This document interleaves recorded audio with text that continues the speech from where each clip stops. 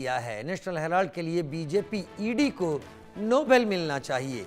असल मुद्दों से ध्यान भटकाने की ये कोशिश है अभिषेक मनु सिंघवी का बीजेपी के ऊपर वार, क्योंकि एक और एफआईआर दर्ज की गई है जिसमें सोनिया और राहुल समेत 6 आरोपियों के नाम हैं और इसे ईओडब्ल्यू यानी economic offences wing Delhi police ने रजिस्टर किया है। इस पर अभिषेक मनु सिंघवी ने कहा कि एनफोर्समेंट डायरेक्टरेट और बीजेपी इन दोनों को ही नोबेल मिलना चाहिए। असल मुद्दों से ध्यान भटकाने की कोशिश है।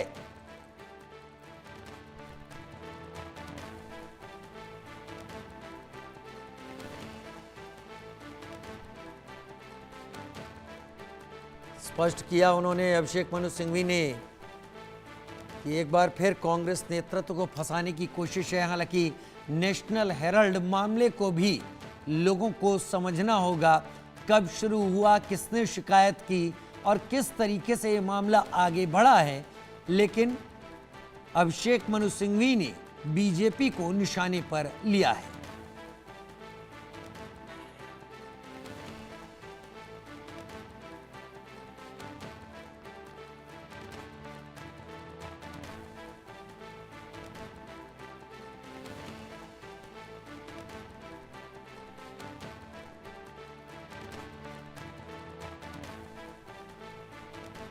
उधर नेशनल हेराल्ड मामले में कांग्रेस की मुश्किलें बढ़ती नजर आ रही हैं। दिल्ली पुलिस के इकोनॉमिक ऑफेंसेस विंग यानी ईओडब्ल्यू ने सोनिया और राहुल गांधी समेत कई बड़े नामों के खिलाफ नई एफआईआर दर्ज कर ली है।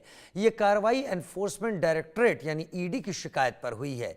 आरोप है कि सोनिया राहुल समेत कांग्रेस के टॉप लीडर्स ने पद का दुरुपयोग कर निजी फायदे के लिए 2000 करोड़ से ज्यादा की प्रॉपर्टी को 50 लाख में हथिया लिया। क्या ये केस कांग्रेस को कमजोर करेगा? इस रिपोर्ट से समझते हैं। 2012 में सुब्रमण्यम स्वामी ने शिकायत की। 2025 में ईडी ने चार्जशीट दाखिल की। 2025 में ही अब एक नई एफआईआर। ईओडब्ल्यू ने 3 अक्टूबर को दर्ज की एफआईआर 3 अक्टूबर को दर्ज हुई, लेकिन ईडी की कंप्लेंट के बाद ये सुर्खियां बटोर रही हैं। ईडी की शिकायत के मुताबिक 2010 में एजीएल के पास करीब 2000 करोड़ रुपए मूल्य की संपत्तियां थी। कोलकाता की डोटॉक्स मर्केंटाइज ने यंग इंडियन को 1 करोड़ रुपए दिए, जिसके बाद यंग इंडियन ने कांग्रेस को 50 लाख रुपए चुकाकर एजीएल पर नियंत्रण हासिल किया। यंग इंडियन में राहुल और सोनिया गांधी की 76% हिस्सेदारी है। ईडी ने पीएमएलए की धारा 66(2) के तहत ये शिकायत की ताकि मनी लॉन्ड्रिंग का केस और मजबूत हो सके। एफआईआर 3 अक्टूबर को ईडी की शिकायत पर दर्ज की गई थी। ईडी ने 2008 से 2024 तक की अपनी जांच रिपोर्ट साझा की थी, जिसके आधार पर ये कार्रवाई हुई। ईडी की शिकायत के बाद किस किस पर FIR? Sonia Gandhi, Rahul Gandhi, Sam Pitroda, Suman Dubey, Young Indian, Dotex Merchandise Limited, Sunil Bhandari, Associated Journals Limited यानी कि एजेएल के नाम आईपीसी की धाराओं में 120 B, criminal conspiracy 403, dishonest misappropriation 406, criminal breach of trust 420 cheating की धाराओं में केस दर्ज किया गया है। एफआईआर चीख कर आरोप लगा रही है कि गांधी परिवार समेत 6 लोगों ने भ्रष्टाचार किया, क्रिमिनल कॉन्स्पिरेसी की, प्रॉपर्टी के लिए धोखाधड़ी की, बेईमानी और धोखेबाजी भी की। ईडी के मुताबिक एक मास्टर प्लान था जिसमें पूर्व कांग्रेसी नेता मोतीलाल वोरा और ऑस्कर फर्नांडिस भी शामिल थे। सोनिया गांधी पर आरोप लगे कि उन्होंने पूर्व एआईसीसी चेयरपर्सन के तौर पर पब्लिक मनी को पर्सनल यूज के लिए कन्वर्ट किया। करीब 2000 करोड़ की कीमत वाली संपत्ति को सिर्फ 50 लाख देकर इस्तेमाल किया। राउज एवेन्यू कोर्ट ने ईडी की चार्जशीट पर संज्ञान लेने का फैसला टाल दिया है। स्पेशल जज विशाल गोगने 16 दिसंबर को ऑर्डर सुनाएंगे। कोर्ट ने कहा, आरोपी पक्ष को सुने बिना फैसला नहीं, ये फेयर ट्रायल का हिस्सा है। बीएनएसएस की धारा 223 का हवाला देकर कोर्ट ने साफ किया कि ट्रांसपेरेंसी जरूरी है। कांग्रेस ने इसे बदले की राजनीति वाली सोच बताया है। जनरल सेक्रेटरी जयराम रमेश ने ट्वीट किया। जयराम रमेश का ट्वीट, मोदी शाह की हरासमेंट पॉलिटिक्स चलेगी लेकिन जस्टिस जीतेगा। गांधी परिवार की नई मुश्किलें तो समझ गए होंगे, लेकिन ये समझना भी जरूरी है कि नेशनल हेराल्ड का पूरा मामला क्या है। तो चलिए उसको भी समझ लेते हैं। बीजेपी नेता सुब्रमण्यम स्वामी ने 2012 में दिल्ली के पटियाला हाउस कोर्ट में एक याचिका दाखिल करते हुए सोनिया गांधी, राहुल गांधी और कांग्रेस के ही मोतीलाल वोरा, ऑस्कर फर्नांडिस, सैम पित्रोदा और सुमन दुबे पर घाटे में चल रहे नेशनल हेराल्ड अखबार को धोखाधड़ी और पैसों की हेराफेरी के जरिए हड़पने का आरोप लगाया था। क्या है नेशनल हेराल्ड केस? आरोप के मुताबिक कांग्रेसी नेताओं ने नेशनल हेराल्ड की संपत्तियों पर कब्जे के लिए यंग इंडियन लिमिटेड ऑर्गेनाइजेशन बनाया और उसके जरिए नेशनल हेराल्ड का प्रकाशन करने वाली एसोसिएटेड जनरल लिमिटेड का अवैध अधिग्रहण कर लिया। स्वामी का आरोप था कि ऐसा दिल्ली के बहादुर शाह जफर मार्ग स्थित हेराल्ड हाउस की 2000 करोड़ रुपए की बिल्डिंग पर कब्जा करने के लिए किया गया था। स्वामी ने 2000 करोड़ रुपए की कंपनी को केवल 50 लाख रुपए में खरीदे जाने को लेकर सोनिया गांधी, राहुल गांधी समेत केस से जुड़े कांग्रेस के अन्य वरिष्ठ नेताओं के खिलाफ आपराधिक मुकदमा चलाने की मांग की थी।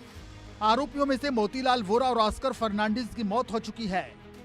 नेशनल हेराल्ड अखबार कब शुरू हुआ और उसके साथ समय समय पर क्या हुआ, मतलब पूरी टाइमलाइन भी जानना और समझना बहुत जरूरी है। नेशनल हेराल्ड मामला 1938 में पूर्व पीएम ने नेशनल हेराल्ड अखबार की शुरुआत की। 2008 से 2010 एजेएल पर आर्थिक संकट आया, अखबार बंद हुआ, कांग्रेस पार्टी से आर्थिक मदद की गई। 2010 यंग इंडिया कंपनी बनाई गई, एजेएल का कर्ज चुकाकर अखबार की मालिक बन गई। 2012 में सुब्रमण्यम स्वामी ने कोर्ट में शिकायत दर्ज की। 2014 में अदालत ने सोनिया, राहुल समेत 6 लोगों को सम्मन भेजा। 2015 से 2020 में हाई कोर्ट और सुप्रीम कोर्ट में सुनवाई चलती रही। 2022 में ईडी ने पूछताछ शुरू की, गांधी परिवार की पेशी हुई। 2023 से 2024 ईडी ने संपत्तियां जब्त करना शुरू कर दिया। अप्रैल 2025 में ईडी ने 661 करोड़ की संपत्ति पर कब्जे के लिए नोटिस जारी किया। जून 2022 में नेशनल हेराल्ड केस में राहुल गांधी से 5 दिनों में 50 घंटे पूछताछ हुई थी। फिर 21 जुलाई 2022 में नेशनल हेराल्ड केस में सोनिया गांधी से 3 दिन में 12 घंटे सवाल हुए थे। इस दौरान उनसे 100 से ज्यादा सवाल किए गए। ईडी ने राहुल गांधी से भी जून में 5 दिनों में 50 घंटे से ज्यादा समय तक पूछताछ की थी।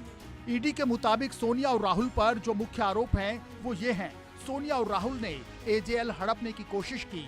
2000 करोड़ की संपत्ति होने के बावजूद एजेएल ने कांग्रेस से 90 करोड़ रुपए का लोन लिया और चुका नहीं पाई। आमतौर पर ऐसी स्थिति में संपत्ति बेचकर कर्ज खत्म किया जाता है, लेकिन नेशनल हेराल्ड केस में ऐसा नहीं हुआ। इसके बाद सोनिया, राहुल ने एजेएल को हड़पने की कोशिश रची। इसके लिए यंग इंडिया नाम की कंपनी बनाई गई, जिसने एजेएल का अधिग्रहण किया। यंग इंडिया में राहुल, सोनिया की 76% हिस्सेदारी थी। आरोप है कि ये दिखावटी फंडिंग थी। असल में एजेएल से कोई लेन देन हुआ ही नहीं था। अब धोखाधड़ी और भ्रष्टाचार की इस किताब के पन्ने ईडी ने पलट दिए हैं। फैसला क्या होगा ये देखना दिलचस्प होगा। Bureau report, India news. और उधर बड़ी खबर का रुख कर लेते हैं। रेणुका